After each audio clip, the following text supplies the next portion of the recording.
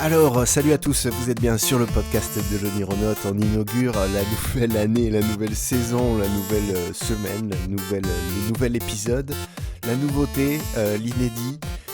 Et en même temps, on a encore beaucoup de choses à explorer ensemble puisqu'on parle dans ce podcast d'hypnose, d'auto-hypnose ludique, d'exploration psychique. C'est-à-dire de tout ce qu'on peut faire pour s'amuser avec notre esprit, avec nos capacités imaginatives, oniriques. On n'est pas très loin du rêve lucide volontaire aussi, enfin ce genre de concept. L'hypnose fictionnelle, voilà. On parle de narration, on parle d'histoire, on parle de représentation psychique. Et si pour vous c'est totalement du chinois incompréhensible, entre parenthèses, j'ai rien contre les Chinois et cette expression est un peu bof, mais bon, tant pis.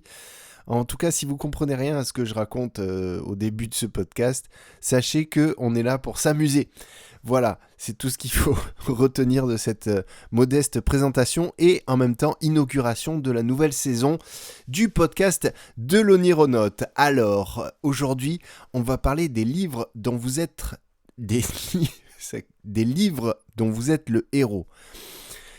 C'est-à-dire des livres-jeux, puisque ça s'appelle comme ça, on appelle ça aussi des livres-jeux, qui sont sortis entre les années, on va dire, 1984, 1991, 92, peut-être même 93, 94, je ne sais pas précisément, pas exactement, mais c'est sur cette tranche d'un peu moins de 10 ans en fait, où sont sortis parfois par millions d'exemplaires, puisque c'est un grand succès éditorial cette série, c'est plusieurs séries en fait, hein, c'est une collection de livres-jeux qui ont la particularité de se lire en étant le personnage principal.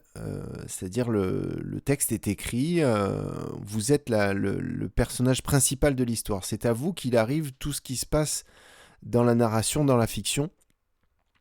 Et vous êtes invité parfois à choisir le déroulement de l'histoire.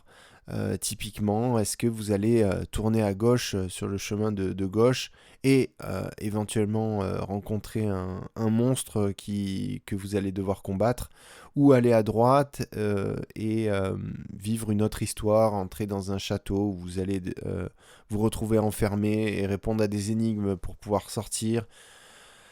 Ce genre de choses typiquement, mais c'est beaucoup plus subtil que ça, c'est très schématique ce que je vous dis là, mais on est vraiment à l'intérieur de l'histoire et c'est ça qui nous intéresse, c'est que c'est vraiment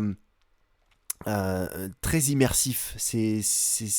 La lecture est en soi peut-être puissamment immersive, hein. On peut vraiment vivre des choses qui sont proches de l'auto-hypnose avec la lecture. Notamment avec la lecture concentrée, quand on est dans une belle concentration, quand on est vraiment absorbé. J'en parlais dans un précédent podcast sur la lecture comme un art d'auto-hypnose, comme une porte de sortie, une ouverture vers un autre monde, vers d'autres mondes qui sont intérieurs autant qu'imaginaires.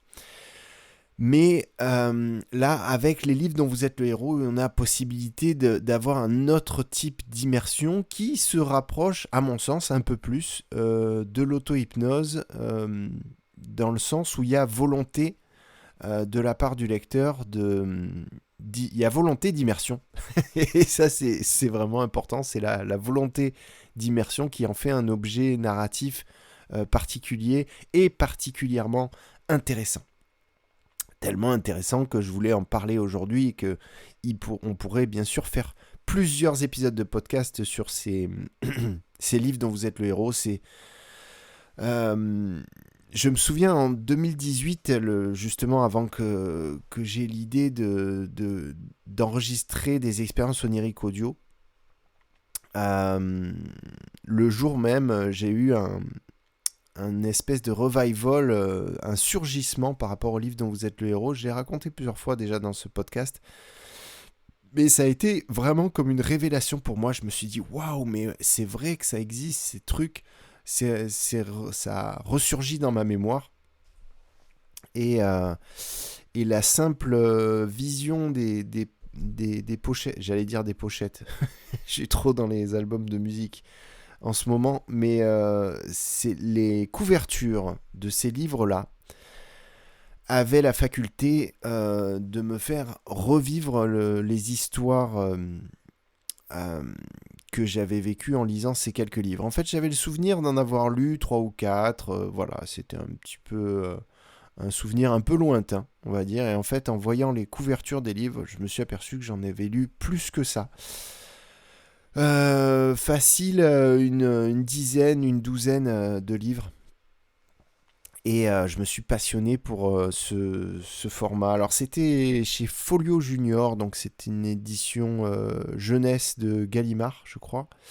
Et donc j'ai cherché à me les procurer, c'est-à-dire que je suis descendu avec mes petits pieds dans la rue, chercher toutes les librairies où on trouve des livres d'occasion, et il y en a pas mal à Marseille, la ville où j'habite. J'en ai fait 3 4 comme ça de librairies et personne n'avait de livre dont vous êtes le héros. Personne, on m'a dit oui, des fois il y en a, mais ça part vite. Voilà. C'est vrai que c'est sur le marché d'occasion, ça part assez vite, ça reste pas très longtemps. Non pas que ce soit très cher, parce que il y a eu beaucoup de tirages, hein. Ça a été un très grand succès. Il y a eu des millions de ce genre de bouquins qui ont été édités.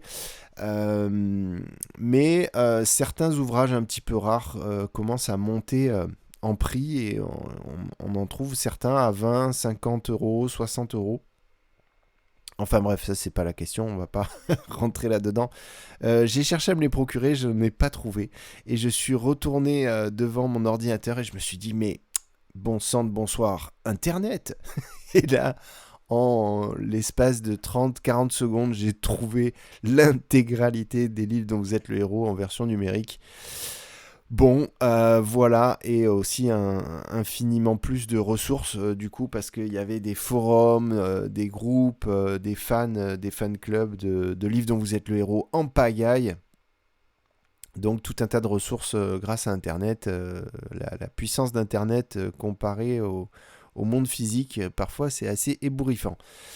N'empêche que je les ai pas lus, ces livres numériques dont vous êtes le héros, parce que ça marchait pas très bien en fait. Et puis j'ai attendu d'en avoir de nouveau en vrai, puisque les miens je les avais donnés, ou alors mes parents les avaient donnés. Enfin, je ne les avais plus, les miens, de ceux de quand j'étais gamin, de quand j'avais 10-12 ans, ou 8-10 ans. Et donc j'en ai récupéré. J'en ai racheté, ou on m'en a offert. Et petit à petit, je m'en suis refait une petite collection de quelques-uns. Là, je dois en avoir une petite dizaine. Et j'ai commencé, bien sûr, par la série que j'avais préférée à l'époque, qui est la série Les Messagers du Temps, avec Le Carillon de la Mort, Objectif Apocalypse, L'Homme au cheval de brume et Le Masque de sang. Alors, les livres dont vous êtes le héros, basiquement, hein, pour faire un gros schéma un petit peu péjoratif, ça ressort souvent sur des univers fantasy, des univers d'horreur, voilà, empruntés aux films d'horreur, ou aux films d'épouvante, aux films fantastiques, mais aussi des aventures mythologiques, ou des trucs de guerriers, des histoires, voilà, un peu tout ce genre de trucs en général. Mais parmi tous ces trucs-là, il y a une série de 4 livres dont vous êtes le héros, qui s'appelle Les Messagers du Temps, donc, où le personnage, déjà première originalité, on peut choisir d'incarner un homme ou d'incarner une femme. Et dans ça, à l'époque, c'était quand même chouette. Il y avait une écrasante majorité des livres dont vous êtes le héros où on incarne un homme.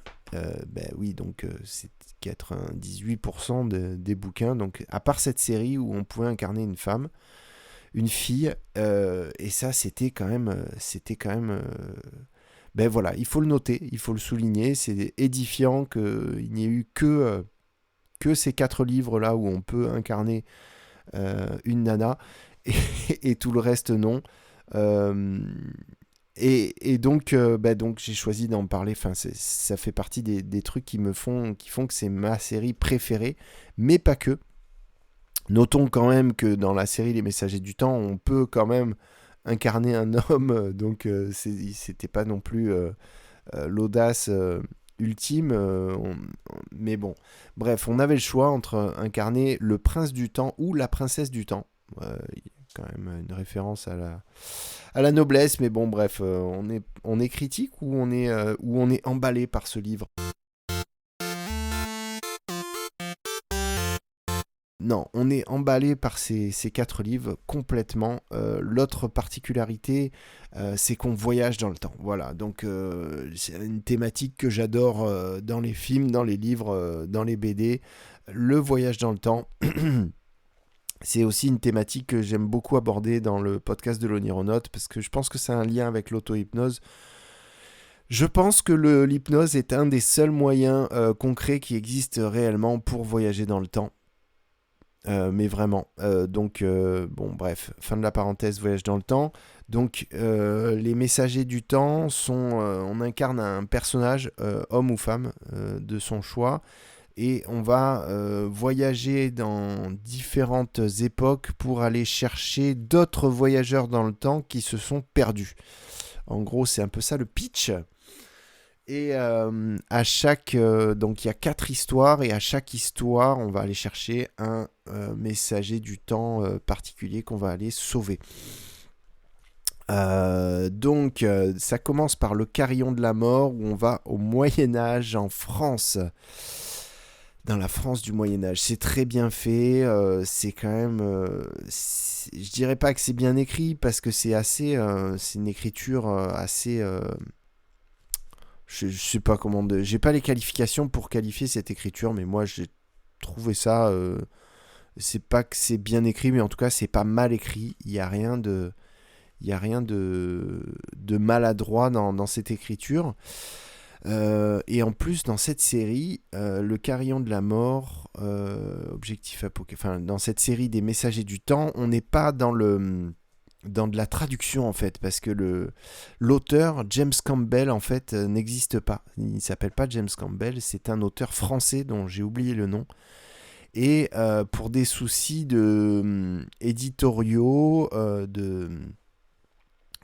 je sais pas pour quelle raison éditoriale, en fait, ils ont donné un nom anglais à l'auteur de ces 4 livres. Je sais même pas si ces livres sont sortis en anglais, s'ils ont été traduits après en anglais, mais en fait, c'est un auteur français qui a écrit ces 4 livres.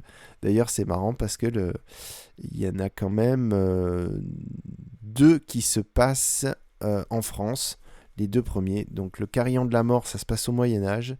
Ensuite, le Masque de sang, si vous êtes la princesse du temps, vous allez voyager juste avant la Révolution française à Paris. Et ensuite, l'homme au cheval de brume, vous allez arriver pendant la guerre de sécession aux États-Unis. Donc un bon bout d'histoire qui est chouette parce qu'on rencontre des Indiens d'Amérique et on rencontre un petit peu l'histoire de l'intérieur. Hein. C'est un voyage, je pense, à l'époque aussi, ils devaient se dire que pour les gamins, c'était bien de faire un peu d'histoire en même temps. Au passage, tous ces livres dont vous êtes le héros, c'était quand même un motif de satisfaction pour les parents aussi, parce qu'ils pouvaient se dire mais nos enfants lisent. Et ça, c'était un peu le truc super, c'était se dire que son gamin il lit, c'était génial, que ça allait leur donner... Ils pensaient à l'époque que ça allait leur donner envie de lire des vrais livres, puisque on considérait évidemment que c'était pas des vrais livres. Et pour finir, donc Objectif Apocalypse, ça se passe au présent. C'est le seul de la série qui se passe au présent, à San Francisco, Seulement le problème c'est que ça se passe au présent, donc en 1989. Voilà, le présent de 1989. Donc ça a quand même, vu que ça se passe en 1989, on peut quand même avoir l'impression que ça se passe dans le passé. Si on les lit maintenant, et oui, forcément, soyez logique un peu. Vous n'êtes pas assez logique, mes auditeurs du podcast de l'Onironote. Donc cette série, j'adore, j'ai adoré cette série et eh ben je me la suis refaite cette série. Donc j'ai refait les 4. Alors moi je jette pas les dés. J'en ai je m'en fiche un peu des dés. J'ai pas de crayon, j'ai pas de dés. Quand je fais un livre dont vous êtes le héros, je suis juste l'histoire en choisissant les chapitres où je vais aller. Je vous cache pas que de temps en temps je mets mes doigts en marque-page parce que ça m'évite de mourir et de recommencer au début. Ça m'intéresse pas tellement de recommencer au début. Je le prends pas tellement comme un livre-jeu, quoi. Je le prends effectivement comme un livre dont vous êtes le héros, où on parcourt l'histoire avec différentes ramifications et différents chemins. Et comme je kiffe aussi, ben, j'aime bien aussi voir ce qui se serait passé si j'avais été dans un autre chapitre à la fin en général, on a un petit texte d'une demi-page ou d'une page entière. Et à la fin, on choisit d'aller à tel ou tel numéro. Voilà. Et après, c'est chronologique. Après, c'est croissant l'ordre des numéros. Donc, on retrouve vite le numéro où on veut aller et le chemin qu'on souhaite prendre. Donc moi je jette pas les dés, je parcours l'histoire comme si c'était un livre normal, sauf que je vais évidemment je ne lis pas de la page 1 à la page 300, je lis des numéros là où je dois aller, enfin bref, vous avez compris. Et je me suis régalé. Alors en plus, le Carillon de la Mort, donc le premier des messagers du temps, il est vraiment charmé. Parce que on a cette immersion dans le Moyen-Âge, on a une espèce d'ambiance poisseuse, de marécage, on sent le bois, on sent la pierre, on sent les matériaux de l'époque, le fer, et puis il y a des trucs, en plus, alors moi pour le coup, à l'époque quand j'étais gamin, je l'ai fait en tant qu'homme. J'étais le messager du temps, mais là du coup j'en ai profité pour le faire avec un avatar de femme, donc j'étais la princesse du temps.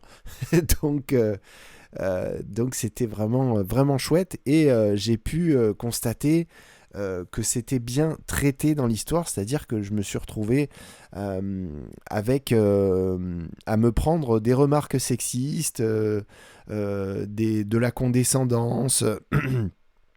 Ce genre de choses, ou parfois un petit peu de sororité, on peut dire, avec certains personnages qui me parlaient comme à une femme, du coup, et avec un rapport particulier.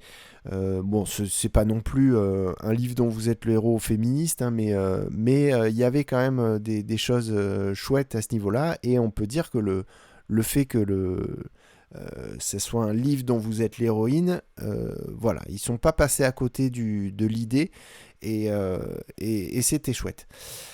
Et donc il y a toute cette ambiance de l'histoire et tout, et sans trop vous spoiler un peu la fin, parce que ça fait quand même, c'est un petit peu inévitable, on peut pas avoir une autre fin que ça, et il y a donc toute une partie d'histoire qui se passe dans une tour, dans le fameux Carillon de la Mort, où on va, si on se trompe, je sais plus si c'est des énigmes ou quoi, mais si on se trompe, ou si on se manque, ou si on choisit le mauvais chemin, on va se retrouver, on va prendre 5 ans d'âge en plus, et parfois 10 ans, et parfois 20 ans d'âge. Donc on part à, je sais plus, 20 ans ou 30 ans ou 25 ans au début. Et puis si on se manque trop, eh ben, évidemment on meurt. Alors si moi je trichais un peu, donc c'était pas grave, mais c'est terrible quand on est là, quand on est gamin, parce que c'est un souvenir fort de lecture. Quand on est gamin, qu'on a 10 ans et que on se loupe dans notre histoire, qu'on n'a pas pris le bon chemin et qu'on se prend 10 ans dans la tête, et que plus 10 ans, plus 10 ans, et plus... après, on se retrouve, on a l'impression, effectivement, d'avoir 60, 70 ans, 80 ans. Et on a presque l'impression de voir notre main avec des rides, avec la peau qui se dessèche. On n'est pas très loin d'une expérience d'auto-hypnose ou d'hypnose où on aurait le contraire d'une régression, donc où on aurait un vieillissement, on se sentirait complètement vieilli. Et là, ce livre, ce type de livre, a vraiment la capacité de nous faire nous immerger dans une fiction. Voilà, complètement. Et c'est une immersion qui est différente, j'insiste là-dessus, d'un livre classique, entre guillemets. Même un très bon livre nous immerge d'une autre manière que ces livres dont vous êtes le héros, qui sont assez formidables. Il faut le reconnaître. Moi, je défends en fait les livres dont vous êtes le héros. Je pense que vous avez bien compris qu'il y avait un parti pris dans cet épisode du podcast. C'est évidemment pas simplement de l'édition jeunesse. Je pense que c'est évidemment réducteur édition jeunesse. Voilà, ça veut rien dire. C'est des catégories, des étiquettes, on s'en fout. Mais je pense que ce qui s'est passé ces quelques années d'édition, ces quelques années de livres dont vous êtes le héros et de succès éditorial est vraiment, vraiment hyper intéressant. Quand on regarde la fiche Wikipédia qui décrit le phénomène, on s'aperçoit que ce qui a provoqué le déclin des livres dont vous êtes le héros, c'est les jeux vidéo. Les jeux vidéo. Donc, actuellement, en 2021, on est sur la plus grosse sphère de la plus grosse économie fictionnelle du monde, les jeux vidéo. Donc c'est devenu un petit peu omniprésent.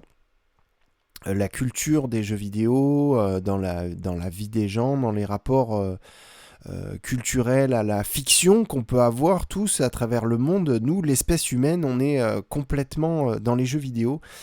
Et quelque part, si on se dit que les livres dont vous êtes le héros ont été supplantés par le big truc du moment, le truc le plus énorme du moment, on se dit que quelque part, ça devait être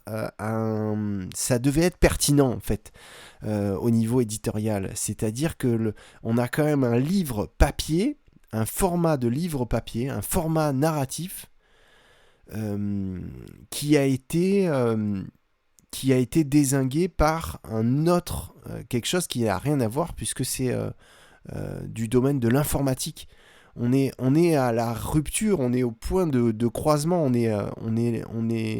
a un saut, j'allais dire saut quantique, le mec qui s'emballe dans son podcast, mais on a un saut qui s'est fait d'un format à un autre, on est passé du papier à l'informatique à travers les livres dont vous êtes le héros.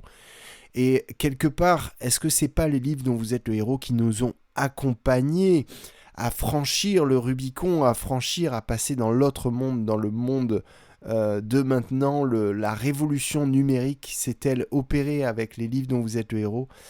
Et je pense qu'au niveau des formats, des formats dans lesquels s'étendent notre créativité, notre imaginaire, notre façon d'écrire, je sais pas, je sais qu'il y a des auteurs, des autrices qui écoutent ce podcast et qui sont eux-mêmes dans une démarche de créativité, de recherche, d'écriture. Je pense que c'est intéressant pour tous les gens qui écrivent des romans, des nouvelles, des films, des scénarios ou des jeux vidéo, des histoires, des ambiances, des univers fictionnels. Pour tous les gens qui écrivent, il y a quelque chose à gamberger au niveau des livres dont vous êtes le héros. Il y a vraiment quelque chose à faire au niveau de l'immersion. L'immersion de la personne, l'expérience utilisateur, j'ai envie de dire l'UX, l'UX, la fameuse UX, tant recherchée des webmasters, des web développeurs en tout genre, et des gens qui développent des applications et tout, l'expérience utilisateur qui est un très beau concept, hein, si on y réfléchit bien. Il y a quelque chose à creuser du côté des livres dont vous êtes le héros et de leur narration si particulière qui nous rend responsables de notre propre univers fictionnel, qui nous rend responsables en fait, qui est entre le qui nous apporte des lieux, des personnages, qui nous apporte des éléments d'histoire, mais pas une histoire en entier,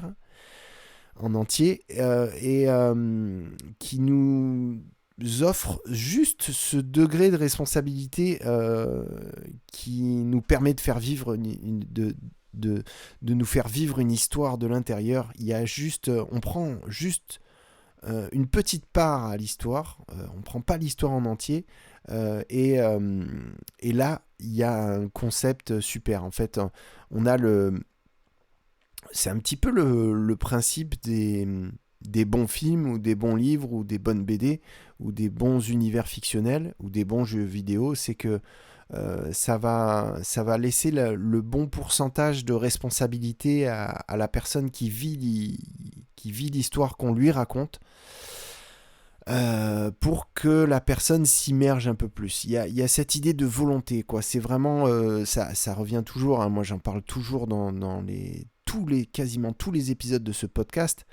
Il y a une histoire de démarche. Quand on est acteur de notre propre invention imaginaire, on a une immersion qui est beaucoup plus puissante et beaucoup plus intense à vivre et plus chouette du coup.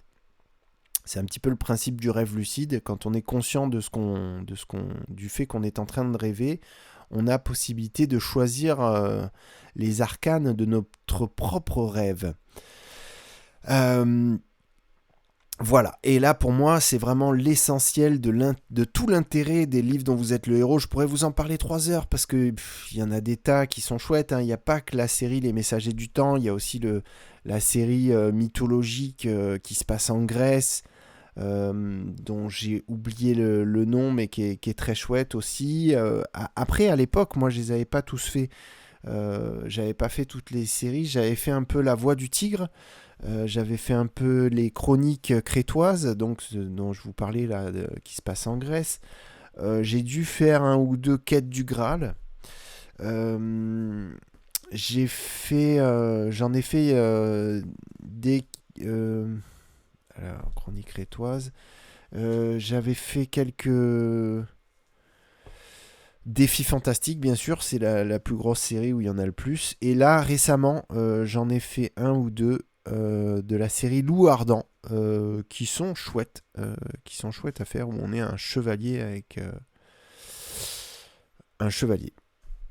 Carrément. Là, on est dans le fantasy le plus pur, mais c'était chouette.